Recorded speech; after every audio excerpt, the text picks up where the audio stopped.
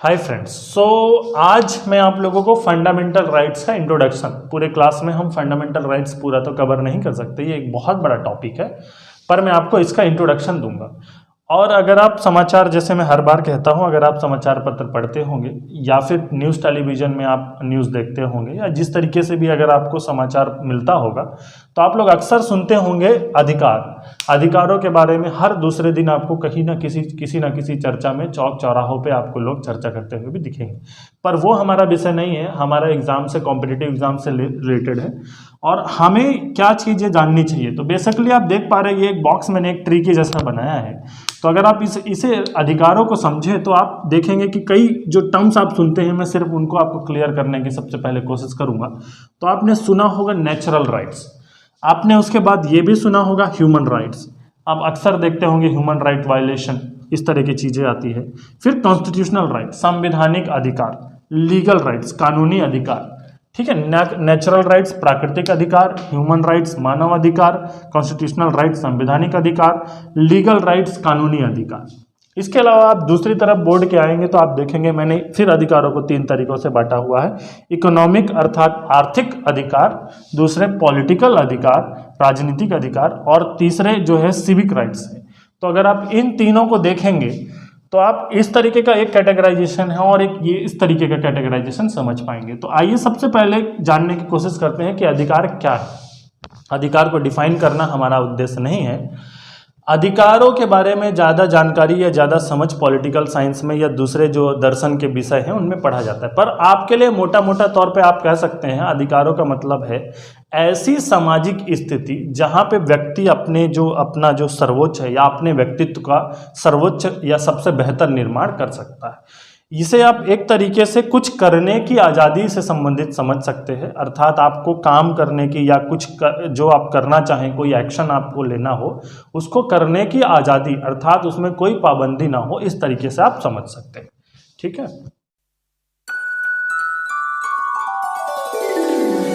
आइए अब हम बढ़ते हैं फंडामेंटल राइट्स या मौलिक अधिकारों की तरफ। समझने से पहले कुछ शब्दों का अर्थ जानना जरूरी है, जो मैंने आपने देखा कि पिछली बार हमने लिखा था। तो इसमें अगर आप समझें कि नेचुरल अधिकार, प्राकृतिक अधिकार क्या है, तो प्राकृतिक अधिकारों को इस प्रकार से डेफिनेशन किया जाता है कि प्राकृतिक अधिकार का मतलब ऐसे प्रकृति द्वारा प्रदत्त अधिकार जो आपके जीवित होने या मनुष्य होने के कारण आप पर प्रदत्त है, आपको और कोई कंडीशन नहीं चाहिए। पहली चीज, ये प्राकृतिक रूप से आपको मिले हुए हैं क्योंकि आप इंसान हैं या मनुष्य हैं, इसलिए। दूसरी चीज इसमें याद रखिए कि इनको किसी लॉ में या किसी कानून में डिफाइन नहीं किया गया है, इसलिए इनको नेचुरल राइट्स कहा जाता है। दूसरी चीज, अब हम आते हैं दूसरे अधिकारों पे। मानव अधिकार। मानव अधिकार भी वह अधिकार हैं जो एक मानव के व्यक्तित्व निर्माण, उसकी ऐसी परिस्थितियां जिसमें आर्थिक, राजनीतिक और सामाजिक सारी परिस्थितियां शामिल हैं, उन परिस्थितियों में एक व्यक्ति के निर्माण के लिए, फिर से हम ये समझें कि उसके मानव होने के लिए और मानव के विकास के लिए जो अधिकार आवश्यक हैं उन्हें आप मानव अधिकार कहेंगे। मानव अधिकार और प्राकृतिक अधिकार में अंतर क्या है? मानव अधिकारों को यूनाइटेड नेशन की असेंबली द्वारा 10 दिसंबर 1948 में एक प्रस्ताव पारित करके उसमें डिफाइन किया गया है। तो मानव अधिकार जो प्रस्ताव है जो 10 दिसंबर को पारित किया गया, उस रेजोल्यूशन में या उस पत्र में या उस डॉक्यूमेंट में इन अधिकारों के डिफाइन होने के कारण इन्हें नेचुरल अधिकारों को ना कहकर इन्हें मानव अधिकार कहा जाता है। तो अगर आप डिफरेंस आप समझ पाए हैं कि ये एक डिक्लेरेशन में डिफाइन किए हुए हैं, लिखे हुए हैं, इसलिए इन्हें मानव अधिकार कहा जाता है। ये भी मानव होने के लिए आवश्यक है, परंतु ये किसी कानून या किसी डॉक्यूमेंट में लिखे या डिफाइन नहीं किए गए हैं। पर दोनों अधिकार समय समय पर किन्हीं दूसरे कानूनों के द्वारा लागू किए जाते हैं। हम आगे देखते हैं। इसके बाद आप तीसरे तरह के अधिकार देख पा रहे हैं, लीगल या कानूनी अधिकार। कानूनी अधिकारों को आप दो भागों में फिर से बांट सकते हैं, संवैधानिक अधिकार और असंवैधानिक अधिकार। संवैधानिक अधिकारों का मतलब उन अधिकारों से है जो संविधान में, आपके भारत का है तो भारत के संविधान में, अमेरिका का है तो अमेरिका के संविधान में उन्हें शामिल किया गया है, तब वो संवैधानिक अधिकार हो जाते हैं। और ऐसे अधिकार जो तो कानूनी तो हैं परंतु संविधान से नहीं डिफाइन किए गए, उन्हें कानून बनाने वाली सभा जो भारत में पार्लियामेंट या संसद है, संसद द्वारा कानून बना करके वो अधिकारों को दिया गया है, उन अधिकारों को आप असंवैधानिक कानूनी अधिकार कहेंगे। इसके बाद और आगे आप बढ़िए तो इन्हीं कानूनी अधिकारों को आप इकोनॉमिक अर्थात आर्थिक, पॉलिटिकल अर्थात राजनीतिक और सिविक अर्थात नागरिक अधिकारों में बांट सकते हैं। आर्थिक अधिकारों में मुख्यतः आपको ऐसे अधिकार जिसमें आपको बेज का या फिर मजदूरी पाने का अधिकार, मजदूरों को आराम करने का अधिकार, उनकी स्वास्थ्य का अधिकार इत्यादि इत्यादि आपको शामिल होंगे। और समाजवादी अगर कोई व्यवस्था होती है तो उसमें आर्थिक अधिकारों को बहुत जोर दिया जाता है। दूसरे अधिकारों की ओर बढ़ें, राजनीतिक अधिकार जिसमें आपको देश की राजनीतिक गतिविधियों में, राज्य व्यवस्था में भाग लेने में सहायता हो, जैसे कि वोट देने का अधिकार, चुनाव लड़ने का अधिकार, किसी संवैधानिक पद को धारण करने का अधिकार इत्यादि आपके राजनीतिक अधिकार होंगे। अब नागरिक अधिकार क्या है? नागरिक अधिकार किसी देश के, एक देश है तो उसका समाज होगा, उसकी संस्कृति होगी, वहाँ कानून होगा, उस परिवेश में रह करके एक जिम्मेदार नागरिक के रूप में जो लोकतंत्र है उस व्यवस्था में भाग लेने के लिए, अपना विकास करने के लिए, अपने समाज के विकास करने के लिए उस नागरिक को जो अधिकारों की आवश्यकता हो उन्हें नागरिक अधिकार कहते हैं। इसमें मुख्यतः बोलने का अधिकार, रहने का अधिकार, बातें करने का, समानता का अधिकार, इस तरह के अधिकार जो हैं आपके, वो आपके नागरिक अधिकार कहे जाते हैं। तो अब हम अधिकारों को अलग अलग समझ पाए हैं। मैं समराइज कर दूं, ये नेचुरल होते हैं, प्राकृतिक रूप से मानव हैं, मानव होने की परिभाषा के कारण ये मानव पे नहीं पर, ये भी सेम है, पर ये मानव अधिकार जो डिक्लेरेशन है यूनाइटेड नेशन का उसमें लिखे हुए हैं। लीगल अधिकार संवैधानिक और असंवैधानिक अधिकारों में बांटे जा सकते हैं और आपने ये देख लिया। अब हम पहुंचते हैं फंडामेंटल या मौलिक अधिकारों की ओर। तो पहली डेफिनेशन या पहली जो परिचय है मौलिक अधिकारों का, वो इन सब अधिकारों की मिली जुली खिचड़ी है। और ध्यान रखिए ये अधिकार अलग अलग नहीं है। एक अधिकार ह्यूमन राइट्स भी हो सकता है और नेचुरल राइट्स भी हो सकता है।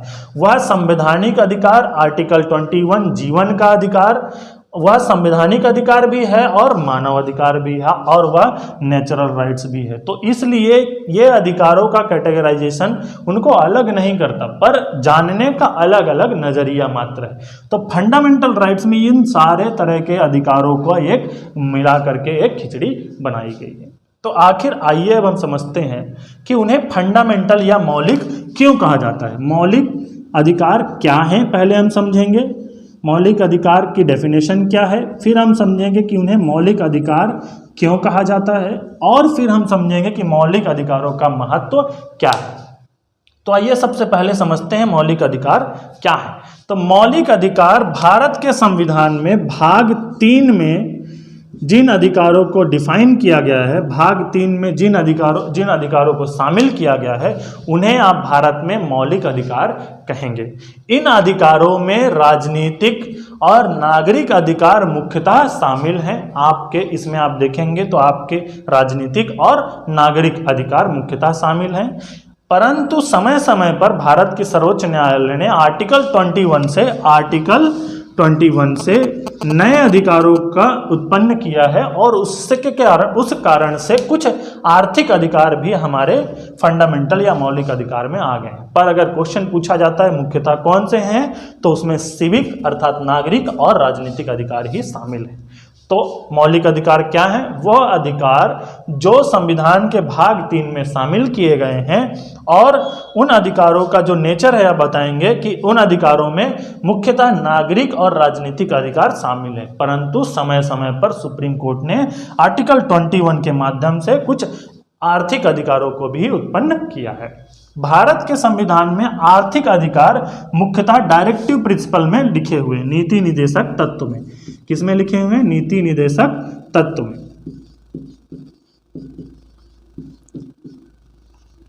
तो अब आप समझ पा गए होंगे कि फंडामेंटल राइट्स क्या हैं और इसमें कौन कौन से अधिकार शामिल हैं। तो इसमें ह्यूमन राइट्स, नेचुरल राइट्स, सब कुछ लगभग मिलेगा आपको, ये समझ में आ गया। अब हम दूसरे स्टेज में आ गए हैं, जब हम ये समझेंगे कि फंडामेंटल राइट्स या मौलिक अधिकारों को मौलिक अधिकार क्यों कहा जाता है। इन अधिकारों की परिभाषा, उनके प्रकारों को समझने के बाद अब हम अपने आज की क्लास के मुख्य प्रश्न पर आ गए हैं कि मौलिक अधिकारों को मौलिक क्यों कहा जाता है।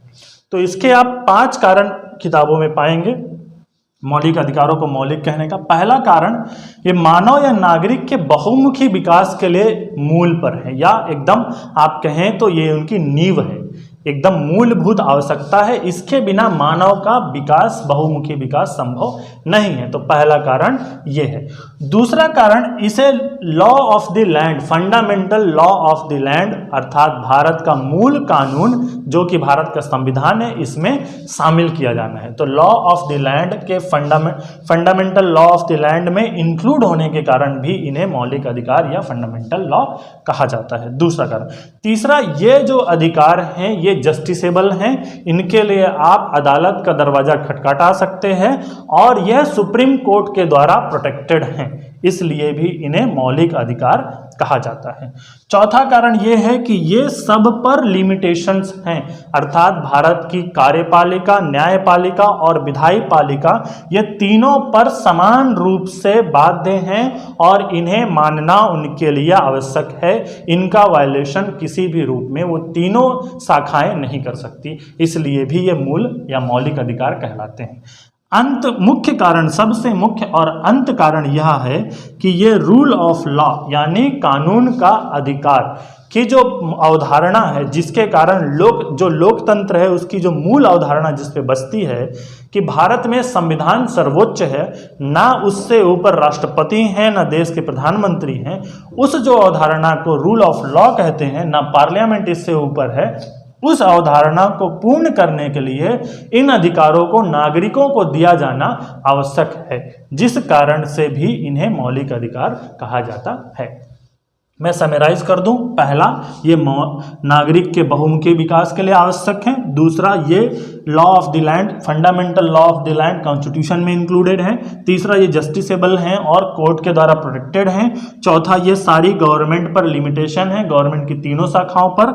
और पांचवा, रूल ऑफ लॉ की इस अवधारणा को सही साबित करने के लिए भारत को आप डेमोक्रेसी, लोकतांत्रिक और जो भी भारत की सरकार का या भारत का नेचर प्रस्तावना में डिफाइन है, उसको साकार करने के लिए इन अधिकारों को नागरिकों को देना आवश्यक है, जिस कारण से इन्हें मौलिक अधिकार कहा जाता है। तो आखिरी, आज की इस वीडियो का आखिरी टॉपिक है इंपॉर्टेंस या सिग्निफिकेंस क्या है, फंडामेंटल राइट्स का जो है महत्व क्या है। तो फंडामेंटल राइट्स का महत्व आपको मैं 2 भागों में समझाता हूं। पहला भाग, भारत के जो संविधान निर्माता थे और जो भारत की स्वतंत्रता आंदोलन में भारत की कल्पना की गई थी, जिस भारत में प्रत्येक व्यक्ति को रहने, खाने, जीने और भारत की जो सरकारी व्यवस्था है उसमें भाग लेने का, और एक यूं कहें कि पूरे राष्ट्र के चहुमुखी विकास के लिए जिस प्रकार से नागरिकों को जो सहायता दी जानी चाहिए बिल्कुल गारंटेड होनी चाहिए, उनको किसी कानून या किसी सरकार द्वारा छीना ना जा सके, ऐसे जो अधिकार नागरिकों को दें ताकि वो देश के नागरिक, जिम्मेदार नागरिक बन सकें और भारत की जो लोकतांत्रिक व्यवस्था है, गणतंत्र जो है, सॉवरेनिटी, सेकुलरिज्म और सोशलिज्म, जो सारे कॉन्सेप्ट प्रस्तावना में डिफाइन किए गए हैं, उन्हें साकार करने के लिए जो अधिकार दिए गए हैं वो अति आवश्यक है। पहला भाग। दूसरा, डीडी बसु की शब्दों में मैं आपको समझाऊं, वो कहते हैं आप मान लीजिए कि फंडामेंटल राइट्स की कोई आवश्यकता नहीं, हमने हटा दिया, पर उसकी कंडीशन क्या है, हम ये मानेंगे कि जो कार्यपालिका है, न्यायपालिका और विधान पालिका है, वह तीनों कभी गलत नहीं हो सकते। अगर ऐसी स्थिति बनती है तो फंडामेंटल राइट्स की कोई आवश्यकता नहीं।